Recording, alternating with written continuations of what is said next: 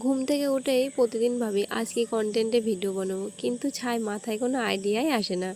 Video বানাই আবার delete করে দিই। আজকে অনেক সাহস নিয়ে পুরো 1 সপ্তাহ পর এই ভিডিওটা পোস্ট করছি, কিন্তু ঘুম থেকে উঠেই নিজের এই কিউট মুখটা একটু ক্যামেরায় দেখে নিচ্ছিলাম। আসলে মজা করছিলাম, আমি অতটাও কিউট না। তারপর চলে গেলাম বাইরের এই সুন্দর প্রকৃতির দৃশ্য দেখতে। তবে সত্যি কথা বলবো, আসলে কিন্তু প্রকৃতি দেখতেই যাইনি গো, জাস্ট ভিডিও করার উদ্দেশ্যেই ওইদিকে হেঁটে গিয়েছিলাম।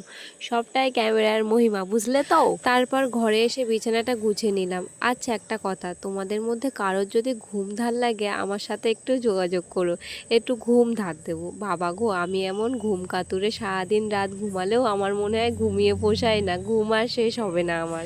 যাই হোক, বিছানা গুছিয়ে এবার আমার পরের ডিউটি ঘর ঝাড় দেওয়া আর ঘর মোছা। বাড়ির লোক তো আমাকে কাজের মাসি বলেই ডাকে। সারাদিন যে পরিমাণের ঘটের না, ঘরের এটা ওটা করে সবাই বলে তুই তো বাড়ির পার্মানেন্ট কাজের মাসি, কি আর করব বলো কপাল। যাই হোক, কাজের মাসির ডিউটি শেষ করে এবার স্নান করে কাজে বেরোবো। এটাই তো আমার প্রতিদিনের রুটিন, ঘরের কাজ করো বাইরের কাজ করো, তাছাড়া আমার জীবনে আর কোনো কিছুই নেই।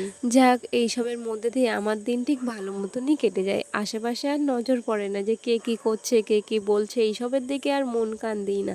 আমি ঠিক আমার মতো দিব্যি ভালোই আছি। আর হ্যাঁ, ভিডিওতে একটু চারপাশে সাউন্ডের আওয়াজ শুনতে পেলে কিছু মনে করো না। আশেপাশে মানুষজন কথা বলছে, তো আমি তো আর তাদের মুখ বন্ধ করাতে পারি না। আমি ছাদে এসে ভয়েস ওভার দিচ্ছি। আশেপাশে রাস্তাঘাট আছে, তারা কথা বলছে, সেই কারণে হয়তো সাউন্ড আসতে পারে। কিন্তু আসল কথা হলো, হ্যাঁ হ্যাঁ, তোমাকেই বলছি, তোমাদের কি একটা লাইক কমেন্ট করলে আঙুলে বড্ড ব্যথা হয়, নাকি অন্য কিছু হয়?